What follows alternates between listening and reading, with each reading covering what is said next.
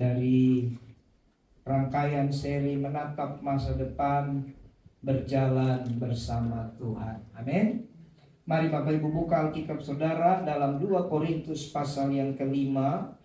2 Korintus pasal yang kelima ayat yang ke-10.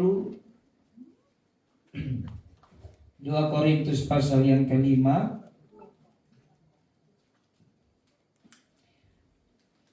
ayat yang ke-9 sampai ayat yang ke-10 ya. 2 Korintus 5 ayat yang ke-9 sampai ayat yang 10. Demikian firman Tuhan. Sebab itu juga kami berusaha, baik kami diam di dalam tubuh ini maupun kami diam di luarnya, supaya kami berkenan kepadanya. Sebab kita semua harus menghadap tahta pengadilan Kristus, supaya setiap orang memperoleh apa yang patut diterimanya sesuai dengan yang dilakukannya dalam hidupnya ini, baik ataupun jahat.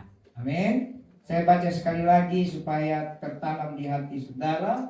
Sebab itu juga kami berusaha, baik kami diam di dalam tubuh ini maupun kami diam di luarnya, supaya kami berkenan kepadanya. Sebab kita semua harus menghadap tahta pengadilan Kristus, supaya setiap orang memperoleh apa yang patut diterimanya sesuai dengan yang dilakukannya dalam hidupnya ini, baik ataupun jahat. Amin. Bapak Ibu Saudara, ternyata orang Kristen ini saudara, firman-Nya jelas bahwa apa yang saudara lakukan di bumi ini, nanti saudara akan mendapatkan sesuatu yang patut saudara dapatkan. Amin.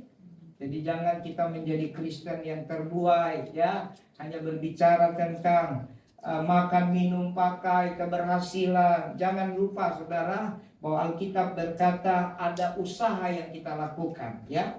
Ternyata dalam menatap masa depan, berjalan bersama Tuhan, ada janji-janji Tuhan yang membuat kita bisa kuat. Jadi janji-janji Tuhan itulah yang membuat kita kuat berjalan. Jadi berjalan bersama Tuhan juga butuh kekuatan.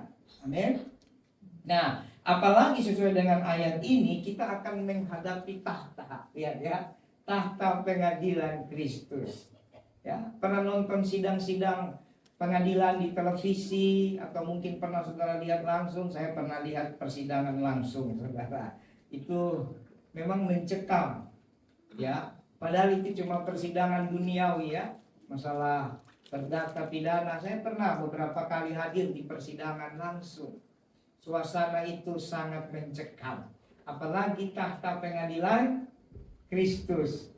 Halo, itu bukan main-main ya. Nah, apalagi hidup kita ini sekarang sudah di waktu yang sisa. Selama 1 bulan ini saya khotbahkan tentang kita ada di waktu yang sisa. Tolong dibuka dulu 1 Petrus 4 ayat 2 sampai 3 supaya flashback kembali. 1 Petrus 4 ayat 2 sampai 3.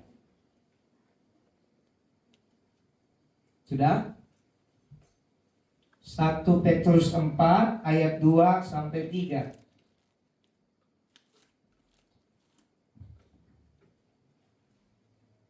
Ya, sudah lihat? Supaya waktu yang sisa jangan kamu pergunakan menurut keinginan manusia, tetapi menurut kehendak Allah. Kenapa saudara? Kita akan menuju tahta pengadilan Kristus.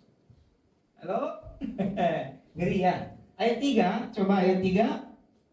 Sebab telah cukup banyak waktu kamu pergunakan untuk melakukan kehendak orang-orang yang tidak mengenal Allah. Bumi ini tidak mengenal Allah. Bumi ini punya keinginannya, kehendak itu sama dengan keinginannya. Dan kita selalu terikut dengan kemauan dunia. Kemarin saya sudah sampaikan kacamata pribadi, kacamata dunia, dan kacamata Tuhan. Kita selama ini selalu menggunakan kacamata dunia dan kacamata pribadi. Kamu telah hidup dalam rupa-rupa hawa nafsu, keinginan, kemabukan, pesta pora, perjamuan minum, dan penyembahan berhala yang terlarang. Bapak Ibu, sangat mengerikan ya. Jadi waktu nanti kita berjalan bersama Tuhan, itu tujuannya waktu kita dipanggil, lalu kita sampai ke takhta pengadilan, kita berjalan, Tuhan yang gandeng kita ke takhta pengadilan Kristus. Amin. Kalau orang tidak berjalan bersama Tuhan, dia jalan sendiri ke takhta pengadilan. Bahkan yang lebih lagi, dia digandeng oleh malaikat maut. Wah, itu repot. Maka sudah pasti hukumannya adalah bukan yang baik. Betul? Nah, sebelum saya sampaikan lebih jauh, saudara, saya ingin saudara ingat baik-baik. Dalam ayat tadi dikatakan kami berusaha. Coba ditampilkan lagi ayat tadi, 2 Korintus 5 ayat 9 dan ayat 10. Kami berusaha. Nah, ini saudara perhatikan ya. Kami berusaha, baik kami diam di dalam tubuh ini maupun kami diam di luarnya, supaya kami berkenan kepadanya. Nah, saudara, kata usaha di sini untuk berkenan bukan bicara tentang keselamatan.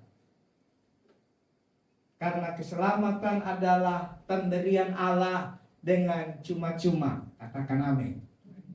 Betul? Tapi usaha dalam konteks ayat ini adalah setelah saudara menerima keselamatan, saudara ingin mendapatkan segala janji Tuhan yang lain. Keselamatan itu mutlak pemberian Tuhan, ya. Keselamatan itu tidak bersyarat, jangan diputar-putar ayatnya.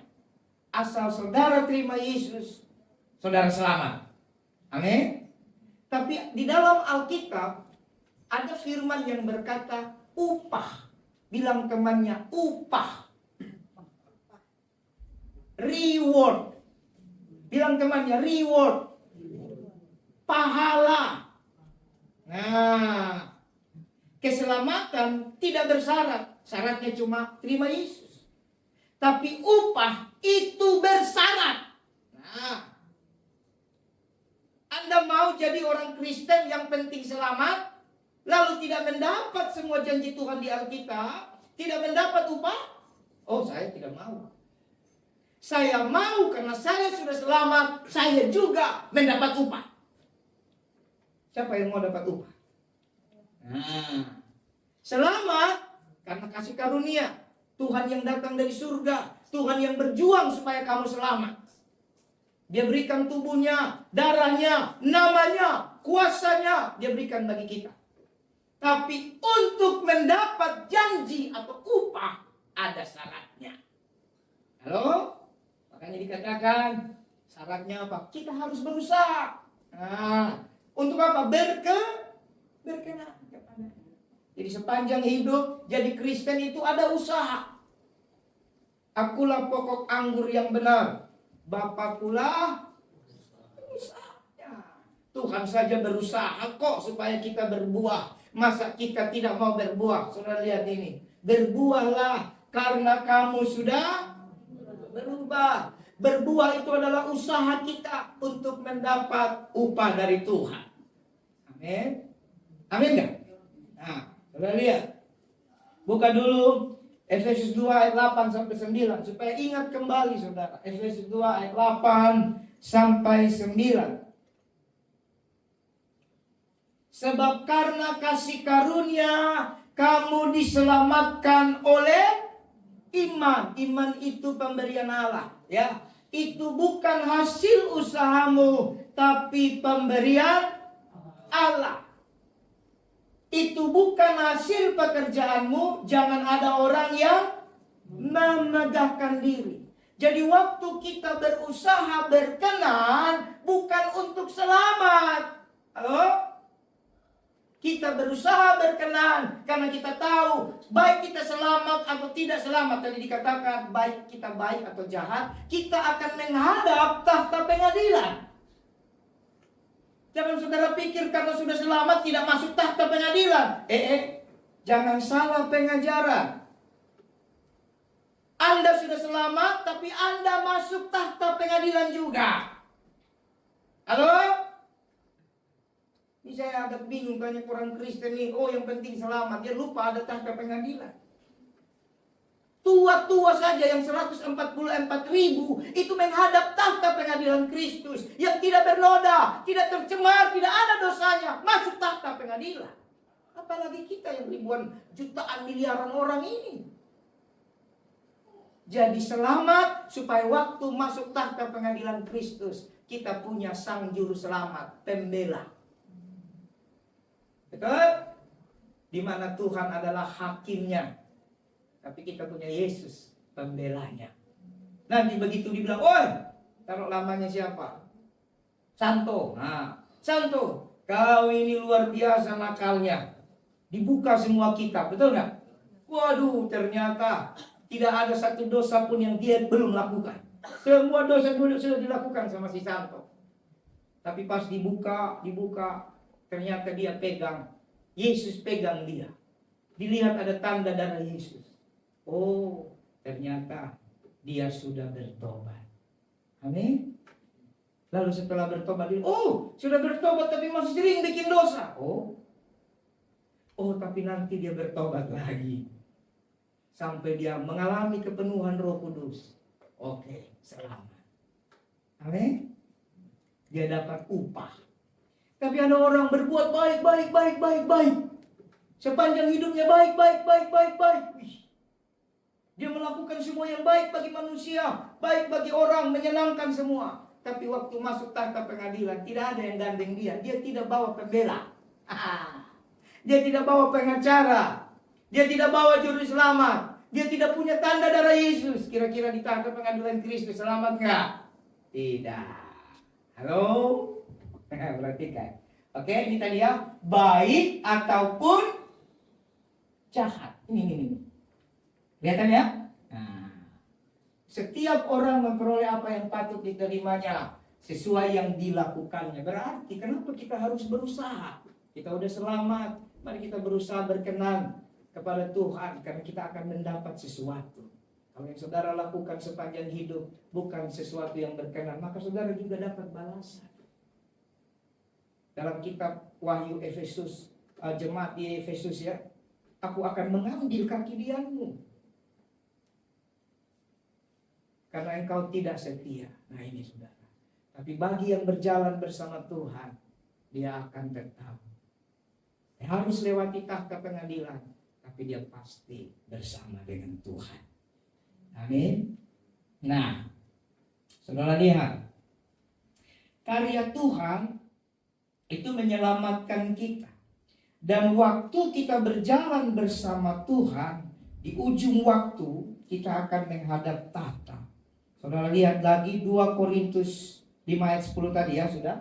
Ya, kita akan mendapatkan sesuatu. Nah, sebelum saya sampaikan apa yang kita dapatkan, saudara, saya mau ajar saudara perhatikan 2 hal. Ya, perhatikan 2 hal. Lihat dulu 1 Korintus 3 ayat 8 sampai 15. 1 Korintus 3 ayat 8 sampai 15. Kira-kira saudara sudah ada dapat gambaran belum apa yang akan saudara dapat di takhta pengadilan tadi? Apa upah yang akan saudara dapat? Ya, coba saudara sambil mencoba membawa hati saudara kepada Tuhan.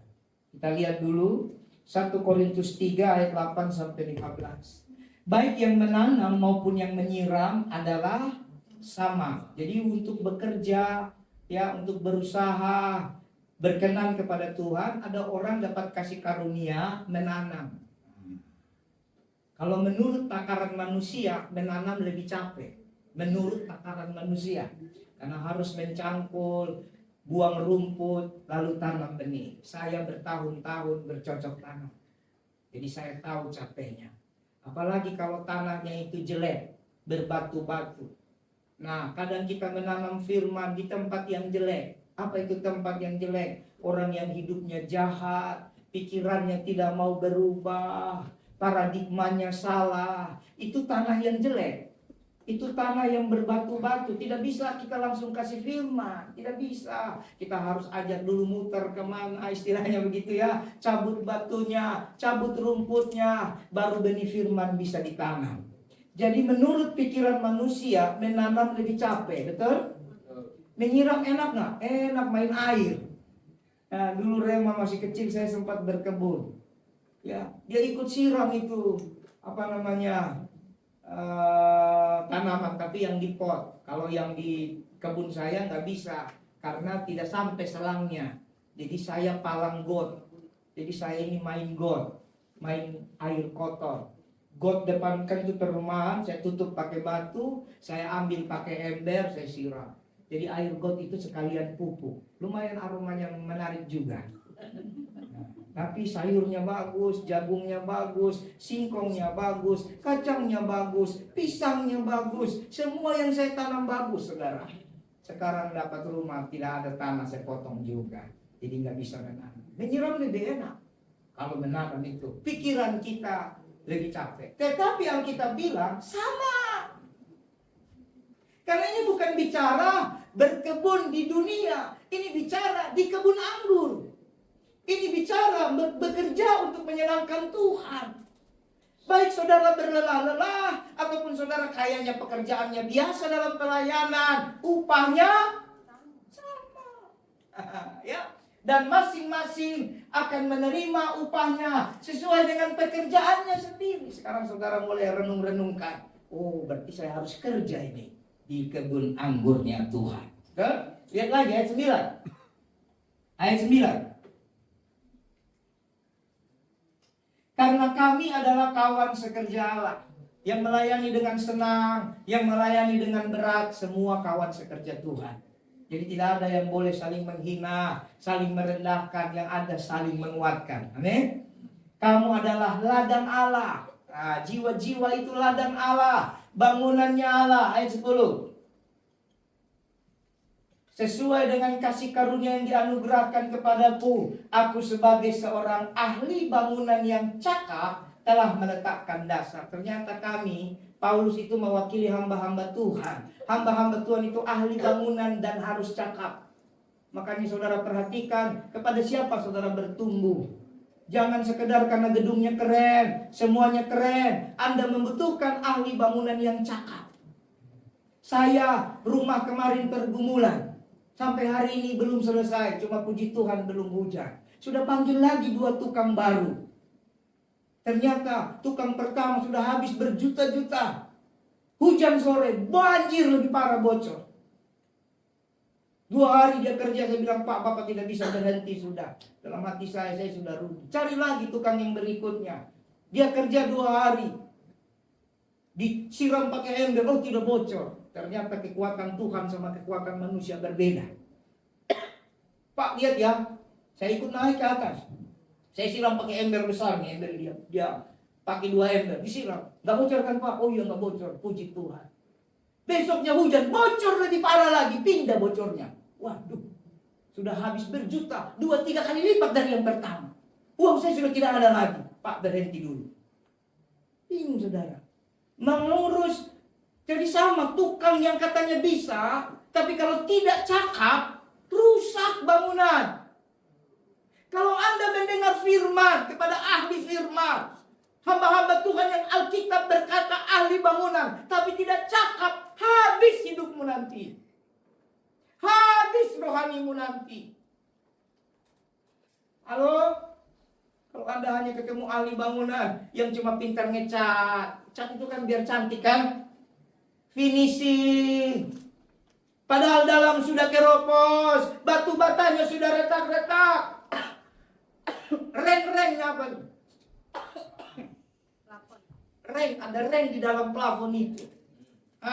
Sudah lapuk dimakan rayap kalau dia masih dari kayu. Maka habislah kekristenanmu. Saya sebagai hamba Tuhan, setiap hari saya belajar, setiap hari saya baca Alkitab, setiap hari saya baca buku yang tebal-tebal, setiap hari saya berdoa supaya saya jadi ahli bangunan yang cakap, bukan untuk kebanggaan, tapi saya bisa seperti Paulus, saya meletakkan dasar dalam hidup saudara sebagai ladang dan bangunannya Allah. Amin. Perhatikan baik-baik. Nanti ada orang lain membangun terus di atasnya. Saudara akan terus bertumbuh. Tetapi tiap-tiap orang harus memperhatikan bagaimana ia harus membangun. Karena kita ada tahap pengadilan. Perhatikan saudara. Jangan ini aku senang sekali khotbah hari ini di gereja. Lucu sekali. Lucu itu apakah membuat engkau aman di tahta pengadilan? Perhatikan baik ini firman. Ya, harus membangun di atasnya. Ayat 11. Karena tidak ada seorang pun yang dapat meletakkan dasar lain daripada dasar yang telah diletakkan, yaitu Yesus Kristus. Tidak ada dasar lain. Kekristenan tidak bisa dibangun oleh kekuatan manusia. Kekristenan tidak bisa dibangun oleh kerennya musik-musik. Tidak bisa. Kekristenan apalagi dibangun dengan janji-janji. Nanti kalau kau begini utangmu lunas. Nanti kalau kau begini hidupmu jadi sejahtera. Enggak. Kekristenan hanya bisa dibangun oleh dasar. Cuma satu dasarnya, yaitu Tuhan Yesus Kristus. Amin. Ayat berikutnya. Cepat. Entahkah orang membangun di atas dasar ini? Nah, lihat. Emas, perak, batu permata, kayu. Ternyata ada juga yang bangun di atas kayu.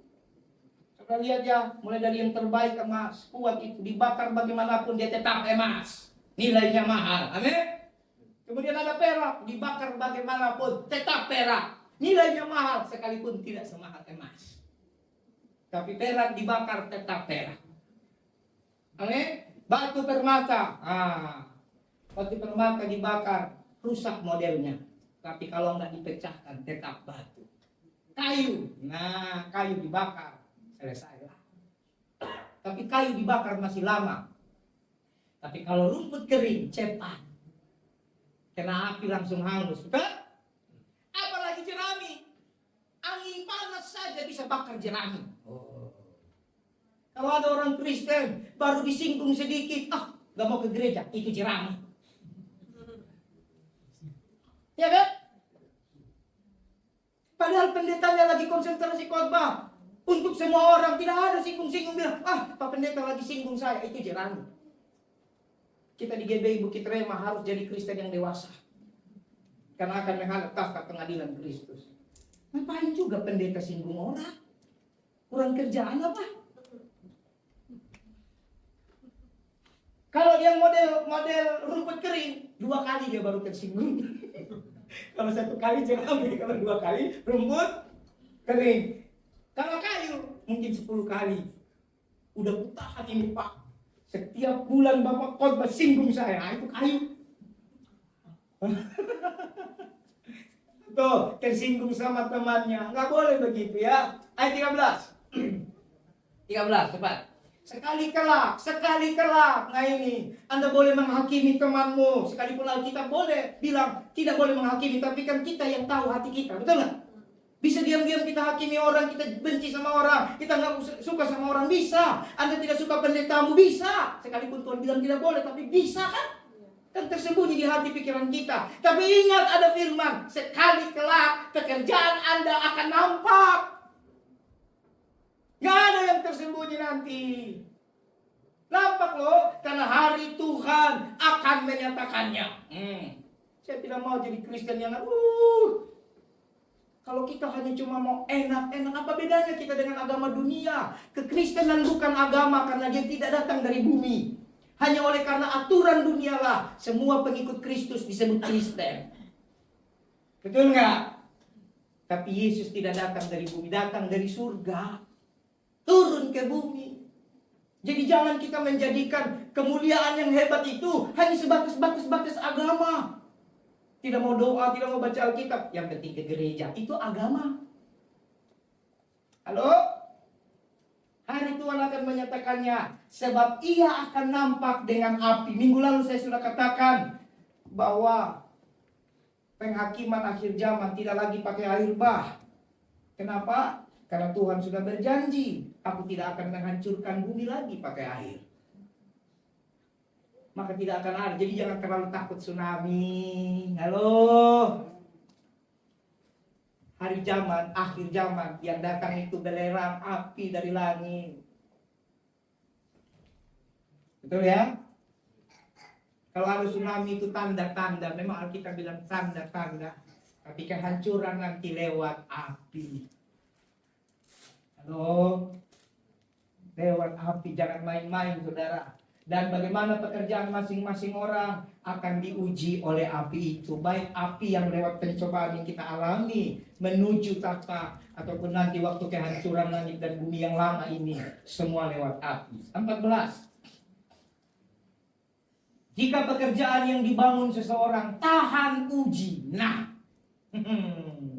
jadi semua yang kita lakukan, usaha-usaha kita untuk berjalan kepada Tuhan, perlu dibuktikan tahan uji. Ia akan mendapat upah. Amin. Kalau kamu melayani tahan uji, kamu dapat upah. Jadi jangan merasa berat melayani. Anggaplah sebagai kebanggaan kalau kamu bisa melayani Tuhan. Kadang saya merasa sekarang para pelayan, apalagi yang punya skill, mohon maaf, punya skill misalnya musik, punya skill suaranya bagus, merasa aku ini dibutuhkan oleh gereja. Kalau aku nggak ada, gereja BBBB itu kacau. Bapak, Ibu, Saudara, itu pikiranmu. Tapi firman Tuhan bilang, kau punya pekerjaan pelayanan akan diuji. Tahan uji nggak? Kalau tahan uji, kamu dapat upah. Amin. Minggu-minggu depan, bagi yang sudah dibaptis, anak-anak muda akan kita bagikan form. Mari masuk dalam pelayanan. Memang gereja membutuhkan engkau. Tidak mungkin seorang hamba Tuhan bekerja sendiri. Tapi baliklah paradigmamu bahwa kamu bekerja untuk Tuhan, supaya sebagai usaha untuk berkenan kepada Tuhan. Amin. Ayat 15. Jika pekerjaannya terbakar. Nah, ada kasih karunia. Jika pekerjaannya terbakar, ia akan menderita kerugian. Lihatlah baiknya Tuhan kita. Rugi kan? Tetapi ia sendiri akan diselamatkan. Puji Tuhan. Karena bukan hasil usaha. Ia akan diselamatkan. Tetapi seperti dari dalam api. Karena nonton film-film bagaimana susahnya Spider-Man menyelamatkan gedung yang terbakar. Ada orang dalam gedung. Ngeri kan? Kiri kanan api. Belum lagi Spider-Man harus lempar jaring laba-labanya bergantung di udara. Selamat sih, tapi seperti dari dalam api. Saya merasakan, saudara, banyak orang Kristen karena tidak mengerti ayat ini. Nanti di hari itu dia diselamatkan seperti dari dalam api. Saya tidak mau. Saya boleh bersaksi, saya sampaikan saja. Papa dan mama saya almarhum. Tidak ada maksud menghakimi, tapi kalau saya bandingkan seperti dalam api. Mereka percaya Tuhan di akhir hidupnya. Selamat sih saudara. Tapi seperti dalam api. Tidak bisa merasakan upah dari janji Tuhan. Gak dapat saudara. Sepanjang hidup hanya sakit, menderita. Karena kalau saya berdoa tiba-tiba muncul itu. Iya ya. Karena muncul itulah makanya saya mau jadi hamba Tuhan. Berlelah-lelah buat jiwa-jiwa. Tadi pagi saja ada dari Medan telepon video call. Anda sudah mau ibadah. 2 kali dia telepon saya nggak angkat. Tapi Roh Kudus bilang angkat. Begitu saya ke belakang saya angkat. Ternyata bapaknya sudah kolaps. Kemarin saya doakan waktu di Medan. Hati saya mikir, oh ya dia baru mau terima Yesus ini. Saya mau pekerjaan saya tahan uji. Amin. Bapak saya selamat karena dia dalam Yesus. Mama saya selamat karena dalam Yesus. Tapi saya tidak mau. Anak saya, istri saya, jemaat yang Tuhan percayakan, orang-orang yang Tuhan izinkan saya layani meskipun bukan jemaat kita. Saya tidak mau mereka selamat seperti dari dalam api. Amin. Amin. Nah itu dia. Jadi kita akan dapat upah. Apa upahnya? Ternyata hari ini saya akan khotbahkan upah yang kekal yang kita akan miliki, yaitu mahkota. Bilang temannya mahkota. Ini mungkin sudah jarang dikhotbahkan. Orang Kristen akan dapat mahkota. Waktu kamu berjalan bersama Tuhan, kamu akan dapat mahkota. Amin. Tapi untuk dapat mahkota, saudara perhatikan 2 hal dulu. Buka 1 Korintus 3 ayat 8 sampai 15. Masih di sini ayat 8-nya. Oh ya sudah tadi. Sudah? Jadi perhatikan ayat ini. Kembali ke Jadi yang pertama saudara, sebelum saudara dapat upah yaitu mahkota, Ternyata upah yang saudara dapat tergantung kita. Kamu mau membenahi dirimu seperti emas, seperti perak, seperti permata, atau kamu mau membenahi dirimu yang gampang, mie instan, seperti jerami, seperti kayu, seperti rumput kering. Tergantung Anda. Keselamatan tergantung Tuhan, kasih karunia. Tapi upahmu tergantung kamu. Kalau kamu mau hidup dalam zona nyaman, aku tidak bisa apa-apa. Aku memang udah begini. Yang setiap hari kamu pakai kacamata dirimu, kacamata pribadimu. Memang aku tidak sekolah. Memang aku begini modelnya. Mau bagaimana lagi? Memang aku sudah tidak bisa dirubah. Maka jadilah Anda adalah kayu, rumput kering, atau jerami. Tapi kalau kamu mau berusaha seperti visi gereja, berubah, bertumbuh, berbuah. Kamu bangun fondasi hidupmu baik-baik. Firman yang ditabur, kamu pengen, aku mau jadi emas ya Tuhan. Aku mau jadi perak ya Tuhan. Maka upah yang kau terima juga tahan api, tahan uji. Amin. Pendeta cuma sampaikan yang menentukan Anda. Hamba Tuhan cuma menyiram dan menanam. Tapi yang memberi pertumbuhan siapa? Tuhan.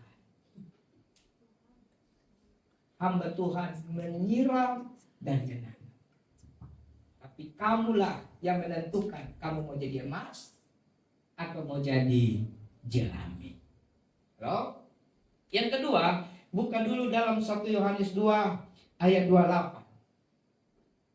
1 Yohanes 2 ayat 28. Ini 2 poin yang saudara harus perhatikan sebelum kita bicara tentang mahkota. 1 Yohanes 2 ayat 28. Sudah? Ternyata dalam pekerja di kebun anggur ini saudara, ada juga orang malas. Maka sekarang anak-anakku, tinggallah di dalam Kristus, supaya apabila ia ini Tuhan Yesus menyatakan dirinya, kita beroleh keberanian percaya dan tidak usah malu terhadap Dia pada hari kedatangannya. Terus, jadi ternyata saudara, ada orang yang dipanggil Tuhan jadi pekerja kebun anggur, tapi dia tidak mau kerja baik-baik. Ingat pekerja di kebun anggur? Matius 20. Tuhan pagi-pagi benar panggil orang untuk bekerja di kebun anggurnya. Setelah mereka sepakat upah berapa? Sedinar sehari, maka mulailah mereka bekerja. Lalu dia cari lagi jam 9, sepakat juga sedinar sehari kerja. Lalu cari lagi jam 12, sepakat sedinar sehari kerja. Sampai jam 3, jam 5. Waktu pembagian upah sore-sore jam 5. Dia bagi mulai dari yang paling sedikit kerjanya, dapat 1 dinar. Lalu sampai kepada yang pagi-pagi benar, sangkanya dapat lebih banyak. Lalu dia dapat berapa? Sedinar juga. Lalu dia marah. Tuhan, kenapa orang itu cuma kerja sedikit? Kenapa gajinya sama dengan saya? Apa kata Tuhan? Bukankah kita sudah sepakat? Halo? Jadi jangan dirubah-rubah kebenaran. Pak Pendeta itu udah melayani puluhan tahun, pasti lebih kaya daripada yang melayani 1 tahun. Kok pelayanan dibandingkan dengan kekayaan, keberhasilan? Waktu kamu melayani Tuhan, upahmu sedinar sehari. Amin. Tapi upahmu besar di surga. Di bumi sedinar, di surga paham gak? Di bumi berapa? Sedinar. Di surga besar, mahkota. Memang di bumi sedinar, tapi di surga besar. Kenapa di bumi sedinar? Karena bisa kerja di kebun anggur, bisa melihat Yesus, bisa diselamatkan. Itulah upah sedinar sehari. Amin. Jangan diganti upahnya ya. Jadi ini yang Alkitab bilang, nah, ayat 29. Jikalau kamu tahu bahwa ia adalah benar, ia adalah Tuhan Yesus, kamu harus tahu juga bahwa setiap orang yang berbuat kebenaran lahir daripada Tuhan. Waktu Anda jadi orang Kristen yang hari-hari pikirkan bagaimana jadi orang benar, itu bukti kamu sudah dilahirkan kembali. Tanda engkau sudah diselamatkan oleh kasih karunia. Jadi poin pertama yang saudara harus perhatikan, upah tergantung Anda. Poin kedua, ayat 28 tolong dimundurkan. Ya, supaya apabila ia menyatakan diri, kita punya keberanian percaya dan tidak malu. Poin kedua, orang yang sudah kerja di kebun anggur, ada yang kerja sungguh-sungguh, ada yang nggak sungguh-sungguh nggak? Halo? Saudara misalnya punya kebun mangga deh, kalau nggak ngerti kebun anggur. Atau kebun durian. Nah, ini lagi musim durian. Tapi belum ada yang ajak saya makan durian. Ini parah ini. Saudara punya kebun durian atau kebun mangga. Saudara punya karyawan 30 orang untuk ngurusin kebun itu 1 hektar misalnya. 30 orang itu menurutmu ada yang rajin, ada yang malas atau rajin semua? Hah?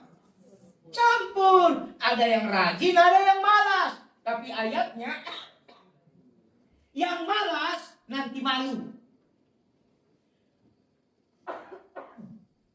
Jadi kalau saudara melayani jadi orang malas, malas menginjil, malas komsel, malas ibadah, malas berdoa, malas memikirkan tentang pekerjaan Tuhan, nanti kamu malu. Karena kamu hanya dapat yang sedinar tadi.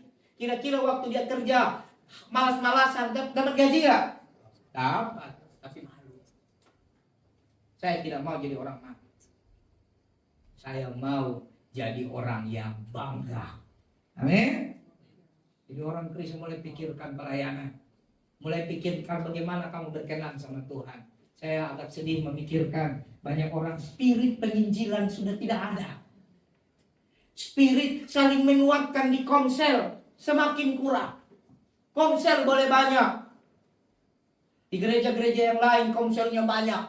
Tapi tujuannya bukan spirit saling menguatkan. Tapi spirit saling bergosip. Spirit untuk, oh kalau komsel di tempat ini makanannya maknyus. Saudara, ada makanan, tidak ada makanan, itu bukanlah sesuatu yang penting dalam pertemuan-pertemuan ibadah. Kalau ada puji Tuhan, kalau tidak ada berdoa, supaya Tuhan adakan. Kalau sudah berdoa Tuhan tidak adakan, puasalah. Kenapa harus dibikin susah? Amin. Tapi poinnya apa? Spirit saling membangun, saling menguatkan. Penginjilan, itu yang harus. Ini maka gak dia menunjukkan. Nanti datang ke satu tempat baru, orang-orang baru diam. Kayaknya paling suci itu ada di Alkitab. Tapi dalam hati dia belum tahu, gua ini pelayan di gereja. Itu orang-orang, kalau maaf ya kalau saya boleh pakai bahasa yang kurang sopan, menjijikkan. Biasa sajalah. Amin. Jangan sampai malu waktu Tuhan datang. Karena waktu Tuhan datang, kamu gak bisa geer-geeran gitu, gaya-gaya. Tuhan tahu tidak ada yang tersembunyi. Gak bisa kau, biar jagoan kan datang belakangan. Penyakit orang Kristen itu selalu begitu. Kebanyakan nonton film sih. Jadi punya mental jagoan belakangan. Nanti di konser diam. Semua udah bersaksi, udah nangis-nangis diam. Udah lewat gua, udah lewat. Terakhir dia mau yang jadi penutup. Pahlawan kesiangan. Jadi orang Kristen biasa sajalah. Hidup berkenan dengan Tuhan. Lakukan yang terbaik bagi Tuhan. Kamu mau yang paling belakang, di tengah, di depan, no problemo. Amin. Yang penting goalnya saling menguatkan, memberitakan Injil. Saya setiap hari berusaha beritakan Injil. Padahal saya tahu upahku sedinarnya. Sedinar kan upah saya? Tapi kenapa saya mau tiap hari? Karena goal saya bukan dunia ini, bukan Anda, bukan gereja lain. Goal saya nanti kalau dia jemput saya tidak malu. Nanti Tuhan jemput, mungkin. Malaikat Mikael kiri, Gabriel kanan. Kan, kalau Lucifer kan gak mungkin jemput, dia bukan kawan saya. Semoga bukan kawanmu juga. Jadi kiri Gabriel, kanan Mikael, belakang siapa nggak tahu lah. Tuhan Yesus datang jemput. Saya tidak malu. Gabriel bilang, oh, tapi kalau saya tidak beritakan Injil, malu. Gabriel bilang, kau ini pendeta doang gelarmu. Kau beritakan Injil setahun sekali. Nah, kan enggak? Hati-hati. Jadi orang malas nanti malu. Amin. Coba dulu temannya. Apakah kamu malas? Bilang lagi. Semoga tidak. Karena kita tidak boleh menghakimi. Amin. Semoga tidak malas. Baik, kita akan sampai kepada mahkota. Jadi di Alkitab saudara ada 5 mahkota. Keren ya? Ternyata Tuhan itu tahu masing-masing orang punya kemampuan yang berbeda. Karena itu mahkotanya dia kasih beberapa. Karena dia tahu kemampuan kita tidak sama. Syukur-syukur lewat kemampuan yang tidak sama, minimal kita dapat 1 mahkota. Amin. Nah, mahkota dalam bahasa aslinya itu adalah Stefanos. Bilang Stefanos. Nah, itu kalau jadi ada orang namanya Stefanus atau Stefanos atau Stefano, berarti jangan-jangan orang tuanya punya iman, nanti anaknya dapat mahkota. Nah, arti daripada Stefanos itu adalah hasil perjuangan, tapi khusus untuk para bangsawan. Jadi ternyata kalau prajurit, kau udah berlelah-lelah, nggak bakal dapat mahkota. Kamu paling dapat kenaikan pangkat. Tapi Stefanos itu hasil jerih lelah, hasil perlombaan, tapi diberikan hanya khusus para bangsawan. Wah, mulai lihat ya. Jadi kalau Anda cuma jadi jemaat, penonton, datang ke gereja hari Minggu, tidak mau memikirkan sedikit saja tentang pekerjaan Tuhan, tentang jiwa-jiwa, berarti sudah dapat kira-kira dipastikan Anda bukanlah bangsawannya Tuhan. Anda adalah prajurit yang mati di medan tempur. Pion-pion, tahu pion? Nah, yang pergi berperang itu yang pangkat rendah. Makanya tidak sedikit orang-orang Kristen mati di medan tempur waktu berhadapan dengan kedagingan, ya kan? Mati di medan tempur waktu berhadapan dengan tantangan dunia. Karena dia tidak mau mengambil dirinya jadi bangsawan. Yang emas, perak, dan permata itu bangsawan. Orang yang menghormati keselamatan. Tapi kalau asal ibadah lah, disuruh baca Alkitab lah, nanti ku dengar di gereja aja lah. Disuruh berdoa, nanti ada WLBL kan, bantu saya penyembahan, jadi di gereja aja lah aku penyembahan. Dibantu singer-singer. Di rumah, berat kali Pak. Anda prajurit, prajurit biasa. Minggu depan kita belajar prajurit yang mana yang Tuhan mau. Tapi dalam konteks Stefanos, prajurit yang perwira, bangsawan, kepala-kepala, pelayan-pelayan Tuhan, itu yang dapat mahkota. Katakan amin. Jadi yang pertama, kita masuk ya. Wah, udah jam segini. Semoga dapat. Yang pertama, saudara buka Wahyu 2 ayat 10. Jadi mahkota pertama yang akan didapatkan oleh orang Kristen yang berusaha berkenan kepada Tuhan adalah mahkota kehidupan. Bilang sama saya, mahkota kehidupan. Bilang 3 kali supaya hafal. 1, mahkota kehidupan. 2, mahkota. 3, mahkota. Jadi harus ingat. Bayangkan mahkota, mana itu princess? Princess mana? Mereka biasa punya mahkota ini palsu. Nah, nanti tolong yang di belakang cari anak-anak kecil itu.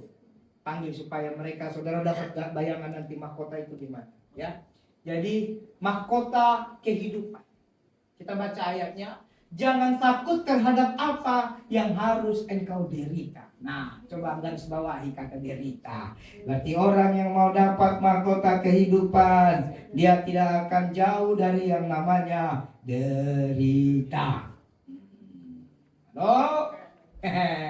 Sesungguhnya iblis akan melemparkan beberapa orang dari antaramu ke dalam penjara supaya kamu dicobai dan kamu akan beroleh kesusahan selama 10 hari. Hendaklah engkau setia sampai mati dan aku akan mengaruniakan kepadamu mahkota kehidupan. Jadi ternyata Bapak Ibu Saudara, dalam Wahyu 2 ayat 10 dikatakan mahkota kehidupan adalah mahkota yang diberikan kepada orang-orang bangsawan, atau kita orang-orang Kristen yang punya hati bangsawan, yang mau melayani itu punya hati bangsawan. Orang-orang yang mau membangun hidupnya menjadi fondasi seperti emas, perak atau batu permata. Orang-orang seperti ini akan dapat mahkota kehidupan karena setia mengikuti Yesus sampai mati. Jadi orang yang setia mengikuti Yesus sampai mati, dia akan dapat mahkota. Dulu ada artis punya album, saya tidak akan sebut namanya biar saudara mereka saja. Dia bikin album, dia percaya Yesus, lalu karena ekonomi tinggalkan Yesus. Lalu melihat ada gereja, ada pintu untuk dapat berkat, masuk Kristen lagi. Orang penyanyi perempuan, lalu susah lagi, keluar lagi. Wah, dia pikir pintu tol kah? Banyak orang pikir keselamatan kayak pintu tol, masuk keluar, atau pintu mall gitu ya. Ini berarti tidak setia. Hanya karena penderitaan tidak setia. Ini bahaya. Ya, tolong dulu ini. Siapa yang punya mahkota? Sini ada orang. Sini kamu. Kamu jadi korban makanan hari ini. Cepat. Nah, sini berdiri di situ. Ambil itu piring. Satu. Nah, taruh di atas kepalamu. Taruh di atas, dibalik. Kalau itu jualan kue kamu. Nah, sini di tengah. Nah, karena tidak ada mahkota, anggaplah ini mahkota ya. Ada di atas kepala kan? Karena kalau mahkotanya terbalik, jadi tukang kue.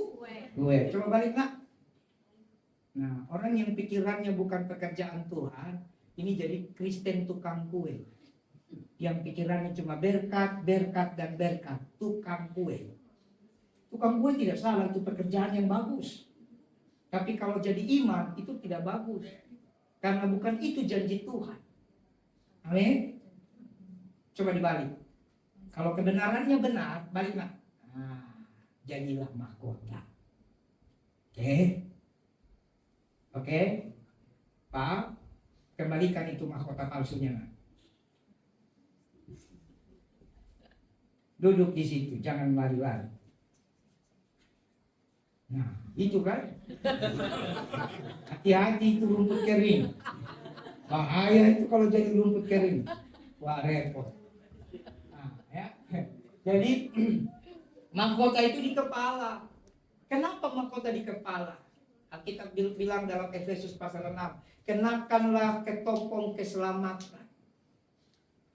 Yang sering menjadi permasalahan untuk kita setia kepada Tuhan, itu hanya di sini kok.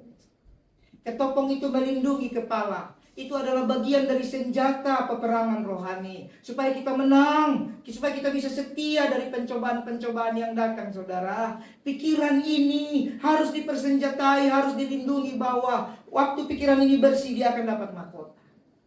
Kalau pikiran ini tidak bersih, maka tidak dapat mahkota. Amin.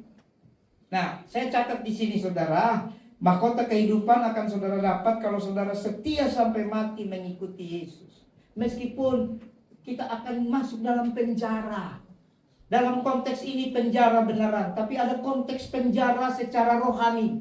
Penjara rohani itu begini, oleh karena firman kita gak bisa ngapa-ngapain. Saya kasih contoh, libur Natal tahun baru ini pengen sekali saya kemana-mana. Tapi Tuhan penjarakan kami sebagai hamba Tuhan. Karena momen libur Natal Tahun Baru, orang-orang libur, pasti mereka rindu dilayani, rindu didoakan. Halo?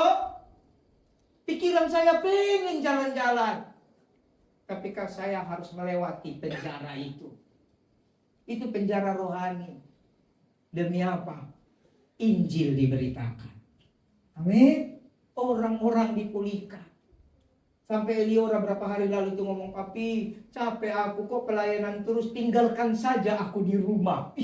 Sudah kayak sinetron, tinggalkan saja aku di rumah. Waduh, lalu saya bilang, "Emang kamu bisa sendiri? Kan sama Koko." Lalu Kokonya isok, "Aku mau ikut Papi."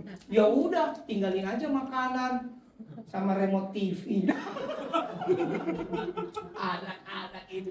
Aduh, tapi dari situ ketahuan kepolosannya. Soalnya lihat yang kita jemput kemarin, kita pulang jam berapa? 1:30 pagi kami sampai rumah.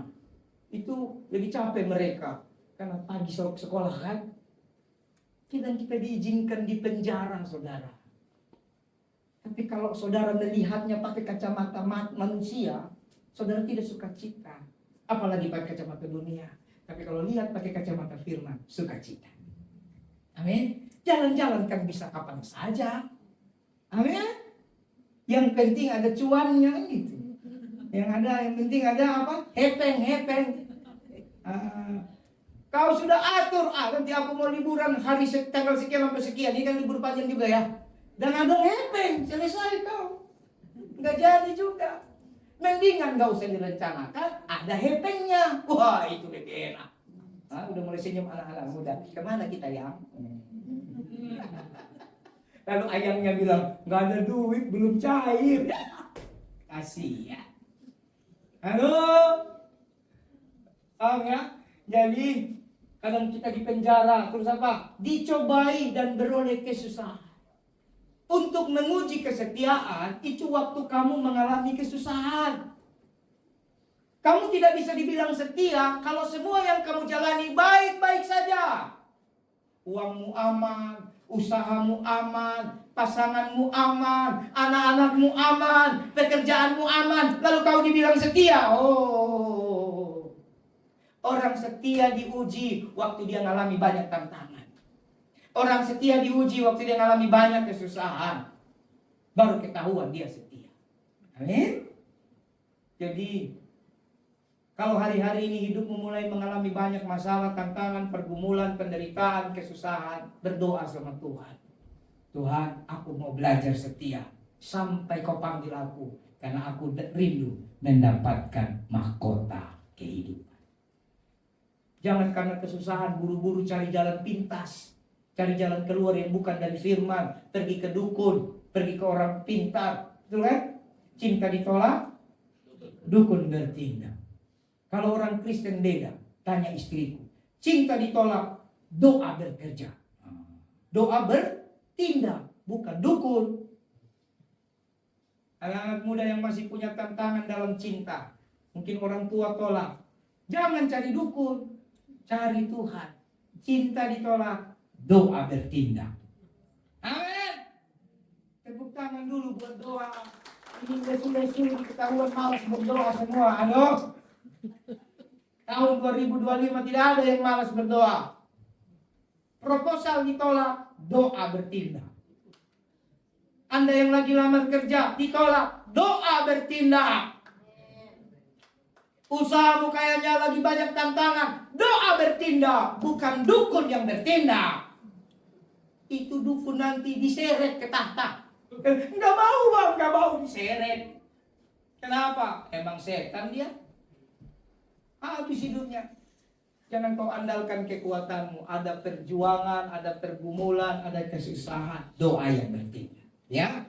Nah, jadi ada penderitaan, bertahan supaya kamu Tuhan lihat setia. Nah, bicara pencobaan, saudara, itu saudara jangan salah, bukan Tuhan yang kasih pencobaan. Tuhan tidak pernah memberi pencobaan, ya. Tapi pencobaan itu datang dari dua. Buka Yakobus 1 ayat 12 sampai 14. Yakobus 1 ayat 12 sampai 14. Coba saudara buka. Sudah?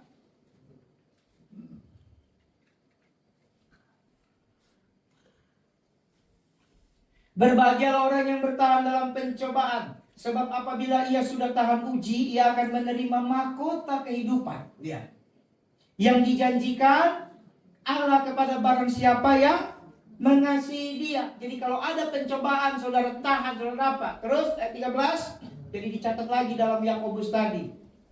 Apabila seorang dicobai, janganlah ia berkata pencobaan ini datang dari Allah. Sebab Allah tidak dapat dicobai oleh yang jahat, dan ia sendiri tidak mencobai siapapun.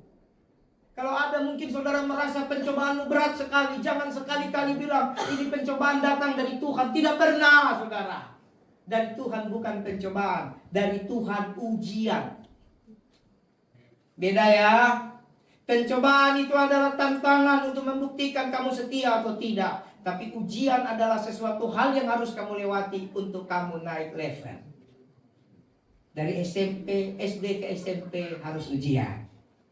SMP ke SMA harus ujian. Skripsi mau lulus S1 harus ujian. S2 tesis harus ujian. Jadi kalau dari Tuhan ujian. Tapi kalau dari setan pencobaan. Ya, terus ayat 14. Tapi tiap-tiap orang dicobai oleh keinginannya sendiri, karena ia diseret dan dipikat olehnya. Jadi pencobaan itu datang dari dua. Yang pertama keinginan sendiri. Kalau kamu banyak keinginan, tandanya kau banyak gaya. Jangan lupa hukum fisika. Gaya itu berbanding lurus dengan beban. Makin banyak gayamu, makin banyak bebanmu. Jadi kalau keinginanmu terlalu banyak, siap-siap bebanmu banyak. Ya, jadi keinginan itu. Lihat mobil orang, kalau lihat mobil orang masih mending sih. Yang repot itu lihat istri orang. Bertobat, saudara. Jangan sekali-sekali ya. Keinginan itu kita dipikat. Ya, keinginan itu memang membuat kita terpikat. Pernah nggak saudara rasa-rasanya pengen sekali beli sesuatu? Ya kalau saudara lihat di mall atau di mana. Kalau ada gitu cepat-cepat taruh tanganmu di kepala. Darah Yesus, darah Yesus. Karena itu tidak baik. Ya, darah Yesus, lepaskan saya Tuhan. Bukan berarti tidak boleh punya keinginan. Tapi hati-hati kalau yang itu sampai kayaknya kalau nggak dapat itu gimana gitu. Wah itu bahaya itu. Nanti saudara akan menghalalkan segala cara. Itu tadi, cinta ditolak, dukun bertindak. Atau doa orang Kristen yang tidak tahu Alkitab. Tuhan, jodohkanlah aku dengan dia. Amin. Kalau dia sudah punya pacar, putuskanlah Tuhan. Ini kan ngaco juga saudara. Nah ini keinginan, ini repot. Doa pertama masih benar, yang keduanya itu. Atau kalau dia sudah punya suami, ceraikan, kalau perlu matikan suaminya. Wah, ini repot saudara. Ini hal kita bilang salah berdoa. Kau doa sampai kucing tumbuh tanduk tidak dapat. Tapi engkau nanti malah kecewa juga sama keadaan. Keinginan itu saudara harus jaga. Kontrol dirimu. Dengan cara apa? Berbuahlah. Amin. Ayat 15. Dan apabila keinginan itu telah dibuahi, ia melahirkan dosa. Dan apabila dosa itu sudah matang, ia melahirkan maut. Ini firman Tuhan. Jaga keinginanmu. Jaga. Keinginan daging itu musuh daripada roh. Ya, bukan berarti tidak boleh punya rumah bagus, punya rumah 2, 3, 4, 5. Boleh, tapi lihat dirimu. Kalau engkau kerjanya cuma malas-malasan lalu bermimpi pengen punya rumah 5, aduh kau harus belajar sama puisi penyair. Jangan seperti pungguk merindukan rembulan. Tapi kalau engkau kerja keras, engkau punya visi akan Tuhan, engkau berdoa baik-baik, engkau pengusaha, engkau bekerja baik-baik, Tuhan akan kabulkan doamu kalau sesuai dengan apa yang kau kerjakan. Jangan jadi orang malas. Ingat, orang malas malu sama Tuhan. Ya, jadi yang pertama dari diri sendiri. Yang kedua, pencobaan itu adalah setan. Lukas 4 ayat 13. Lukas 4 ayat 13, cepat. Lukas 4 ayat 13 dikatakan, Sesudah iblis mengakhiri semua pencobaan itu, ia mundur daripadanya dan menunggu waktu yang baik. Ini konteks waktu iblis dicobai oleh Yesus. Yesus saja dicobai oleh iblis. Waktu pencobaan selesai, Yesus menang. Dia tetap menunggu waktu yang baik. Jadi pencobaan itu datang dari keinginanmu, dan yang kedua dari setan. Jadi jangan terlalu percaya dengan khotbah-khotbah yang logika. Karena ada pendeta berkhotbah bilang begini, ada orang dikit-dikit salahkan setan, ngalami pencobaan salahkan setan. Saya mau kasih tahu, betul itu pekerjaan setan. Yesus saja dicobai oleh setan, Tuhan tidak pernah mencobai. Ingat ya, yang mencobai kita siapa? Diri sendiri karena keinginan, betul? Yang kedua setan. Mau salahkan siapa lagi? Saya pernah dengar khotbah itu. Ada orang dikit-dikit salahkan setan. Saya bingung. Itu memang kerja setan kok. Kalau bukan setan, kerjaan siapa? Keinginan kita.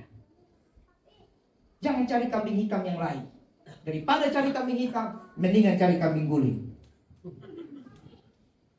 Amin. Ya. 1 Timotius 6 sebelum kita masuk mahkota yang kedua. 1 Timotius 6 ayat 9 sampai 10.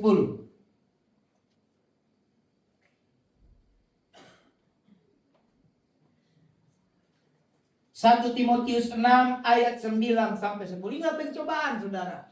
Gara-gara ini banyak orang tinggalkan Yesus. Gara-gara tinggalkan Yesus, hilang mahkota kehidupan.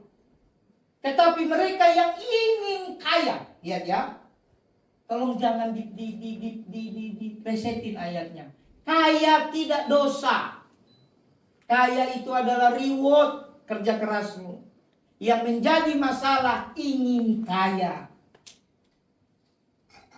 Di Alkitab banyak orang bergantung sama Tuhan, percaya sama Tuhan, sangat kaya. Tapi ingin kaya ini berbeda. Saya doakan saudara semua diberkati Tuhan karena mengandalkan Tuhan semua jadi kaya. Tapi ingin kaya ini hal yang berbeda, ya. Terjatuh ke dalam pencobaan jadi gara-gara ingin kaya, jatuh. Tapi kalau fokusnya kerja, melayani Tuhan, percaya Tuhan, melakukan usaha dengan baik, percaya Tuhan, tiba-tiba dia baru sadar, aku udah kaya ya. Itu yang betul. Daripada malas mimpi nonton YouTube, scroll TikTok, asik ya. Gimana ya caranya duduk-duduk dapat duit? Wah. Jatuh dalam pencobaan. Itu yang tidak boleh. Paham ya? Ke dalam jerat dan ke dalam berbagai-bagai nafsu yang hampa dan yang mencelakakan. Kalau ada orang selalu ngomong nanti kita akan buktikan siapa lebih berhasil, itu kita doakan orang-orang ngomong itu bertobat. Itu keinginan kaya, bukan kaya karena percaya Tuhan. Ini hal yang berbeda. Alkitab berkata, carilah dahulu kebenaran Allah dan kebenarannya. Kamu akan, segala sesuatu akan dicari Tuhan, kau pasti kaya. Jangan ingin. Ingin itu membawa engkau masuk dalam pencobaan. Ya, yang menenggelamkan manusia ke dalam keruntuhan dan kebinasaan. Tuhan sudah kasih kerja. Tapi lihat kok aku udah kerja gajiku segini-gini aja. Mau coba side job. Tahu side job? Kalau side job itu datang pekerjaan sampingan dari doa, saudara juga yakin, nggak apa-apa. Tapi kalau coba-coba, hati-hati. Gara-gara coba-coba jatuh dalam pencobaan. Mencelakakan, menenggelamkan, meruntuhkan, dan membinasakan. Ayat berikutnya. Karena akar segala kejahatan ialah cinta uang. Keinginan kaya itu cinta uang. Uang tidak salah.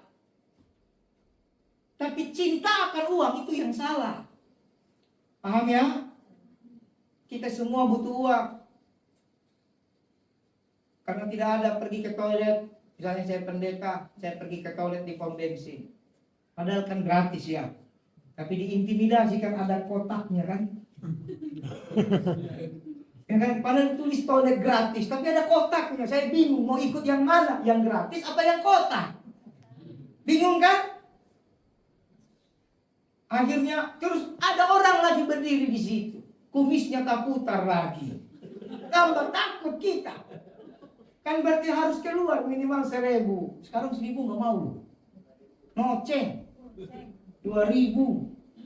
Bisa tak saya bilang, bang, aku doakan engkau? Nggak bisa. Apalagi belanja di minimarket. Saudara lagi pengen beli beras, beli minyak. Lalu saudara dengan iman, kata Pak Pendeta bilang, hiduplah dengan iman. Hari ini aku hidup dengan iman. Belanja di minimarket, belanja sekian 300.000 beras, kopi, minyak, segala macam. Sampai di kasir, aku doakan engkau diberkati, ditangkap kau. Benar enggak? Enggak gitu, semua perlu uang. Tapi cinta uang, itu yang enggak boleh. Tapi kalau uang ditambahkan oleh Tuhan, oleh karena engkau mengasihi Tuhan, ditambahkan, puji Tuhan. Cintanya yang gak boleh. Ya, itu akar kejahatan. Sebab oleh memburu. Orang kalau cinta pasti memburu, betul gak?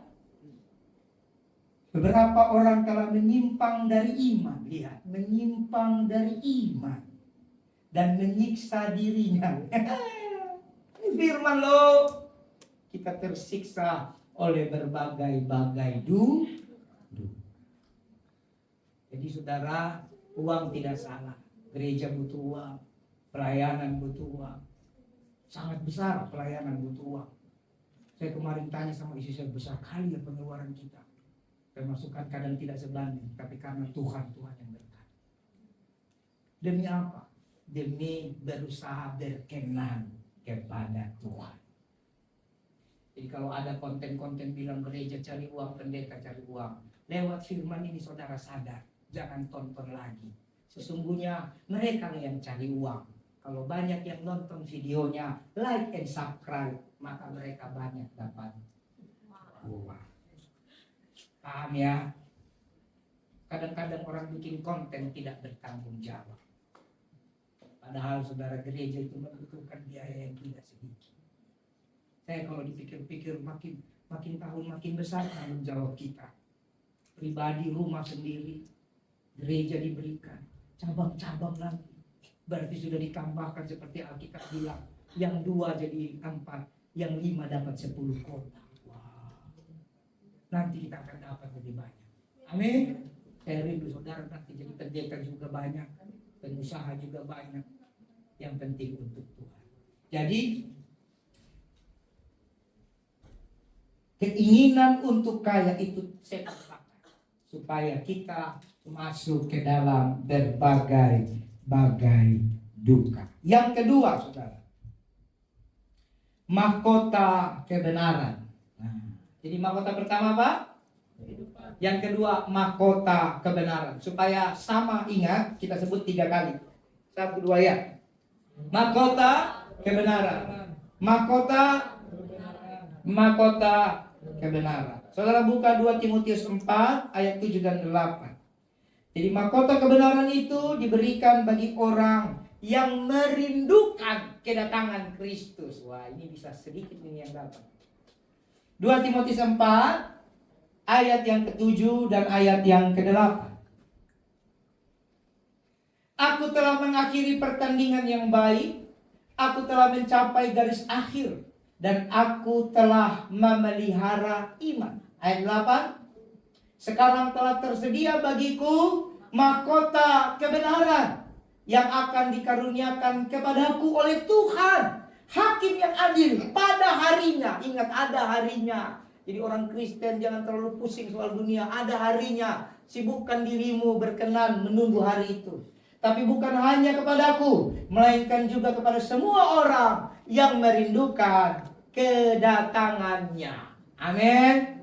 Mahkota yang kedua yang dijanjikan Tuhan sebagai upah, yaitu mahkota kebenaran. Hanya dimiliki oleh orang-orang yang merindukan kedatangan Tuhan. Bagaimana cara merindukan kedatangan Tuhan, saudara? Orang yang merindukan kedatangan Tuhan berarti orang yang memelihara iman. Coba ayat yang ke-7 tadi ya. Ayat 7. Aku telah mengakhiri pertandingan yang baik. Berarti ada pertandingan yang baik, ada pertandingan yang tidak baik. Pertandingan yang tidak baik jangan ikut. Apa itu pertandingan yang tidak baik? Pertandingan yang punya nilai-nilai dunia. suara siapa lebih bagus, itu bukan pertandingan yang baik.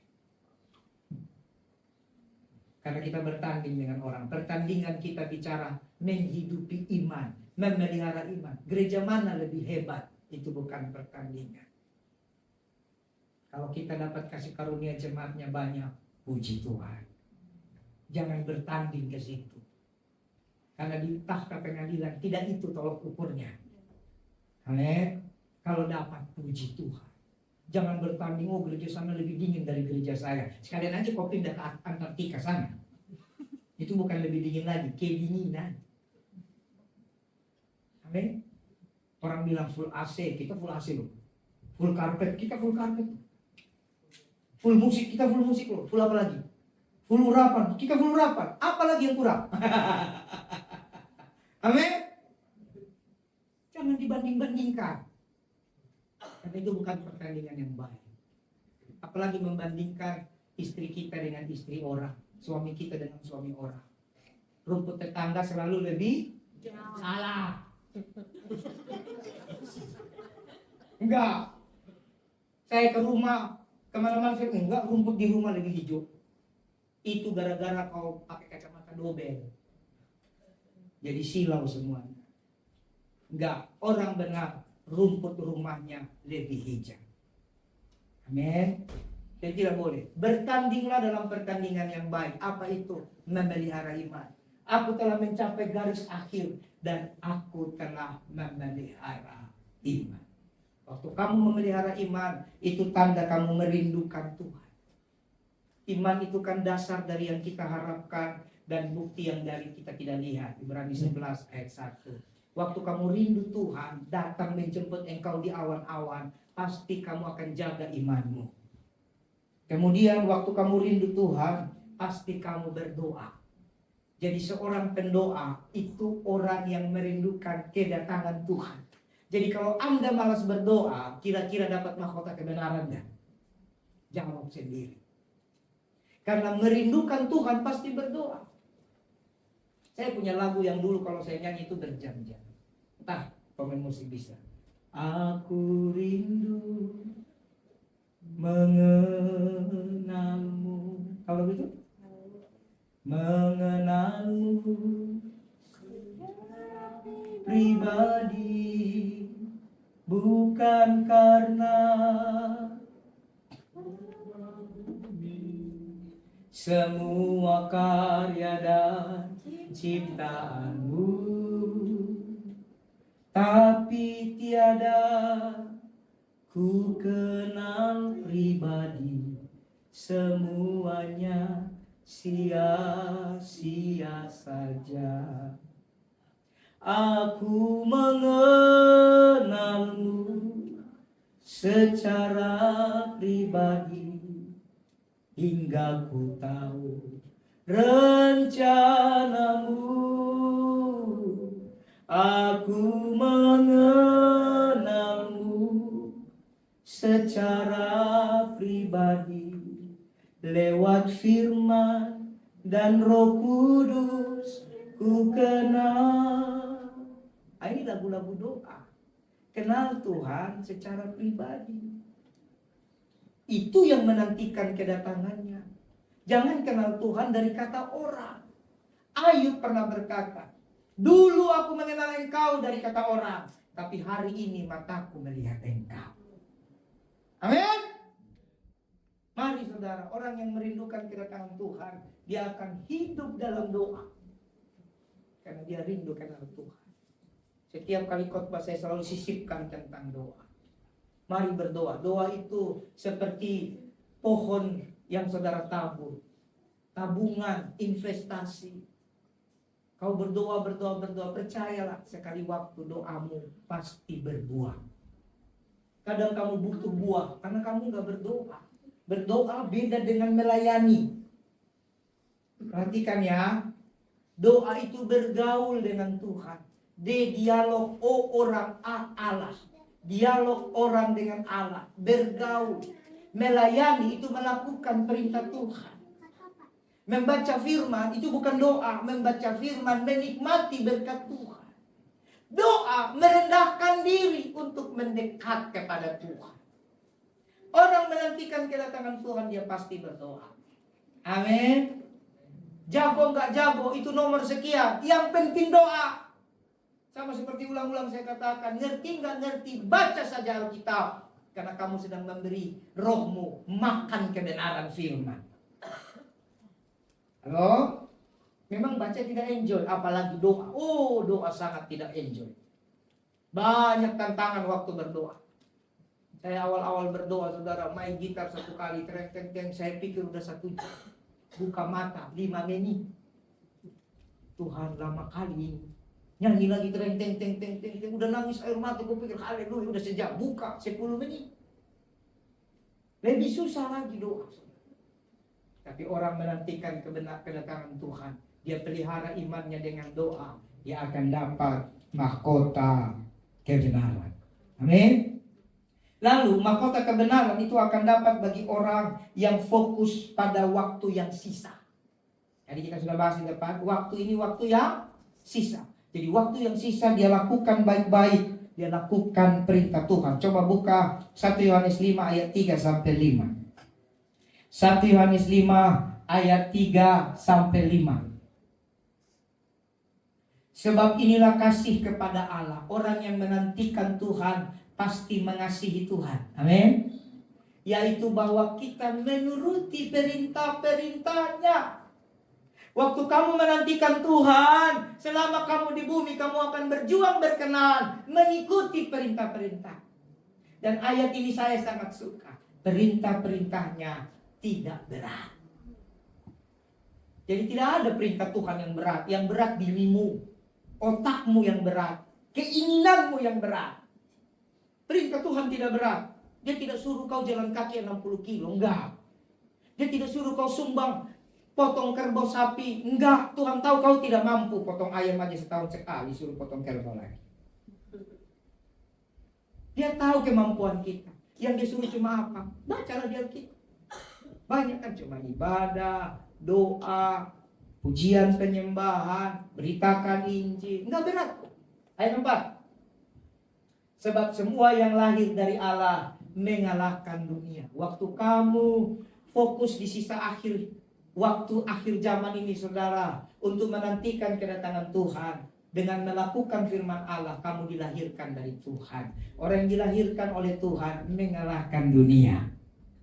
Dan inilah kemenangan yang mengalahkan dunia. Apa? Iman kita. Berarti orang yang hidup memelihara iman, dia kalahkan dunia, dapat kebenaran. Ayat 5. Siapakah yang mengalahkan dunia? Selain daripada dia yang percaya bahwa Yesus adalah. Jadi ternyata percayanya gak usah yang susah-susah. Makanya dibilang perintahnya gak berat. Tuhan tidak suruh kau percaya Yesus sanggup melakukan mujizat. Tuhan tidak suruh kau percaya Yesus sanggup membuat orang buta melihat. Tuhan cuma suruh kamu percaya Yesus anak Allah. Selesai. Waktu kamu percaya dia adalah anak manusia yang datang ke bumi menyelamatkan engkau, kamu sudah lakukan firman, maka imanmu terpelihara. Katakan amin. Hari ini kita cuma sampai 2, kami sudah jam. Jadi besok, minggu depan, jangan sampai tidak hadir karena masih ada 3 mahkota dan ada 1 upah lagi di luar mahkota yang akan kita dapatkan. Jadi hari ini saudara kita belajar mahkota kehidupan dan mahkota kebenaran. Orang malas nanti malu dan upah tergantung saudara. Ya, ini tidak bicara keselamatan, tapi ini bicara reward. Stefano, ya, mahkota yang diberikan Tuhan kepada saudara. Baik, mari kita berdoa biar kiranya firman ini menguatkan saudara. Akhir zaman, yang penting saudara berjalan bersama Tuhan, kamu dapat mahkota. Haleluya.